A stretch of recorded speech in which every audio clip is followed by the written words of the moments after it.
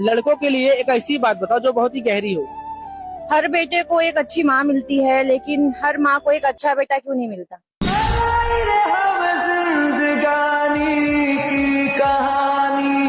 एक लड़के के लिए ऐसी स्थिति जो उस पे कभी नहीं आनी चाहिए। गरीबी के साथ जिम्मेदारी कभी नहीं आनी चाहिए।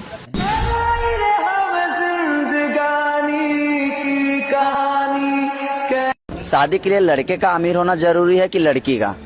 लड़के का, क्योंकि लड़की कितनी भी गरीब क्यों ना हो, बस वो सुंदर होनी चाहिए, लड़का शादी कर लेगा। लेकिन लड़का कितना भी सुंदर क्यों ना रहे, पर अगर वो अमीर नहीं है तो कोई भी लड़की उससे शादी नहीं करेगी। में आपसे क्वेश्चन है, एक लड़के का सबसे गहरा सच क्या होता है? लड़के का सबसे गहरा सच ये होता है कि वो हंसते सबके साथ है और रोते सिर्फ अकेले हैं।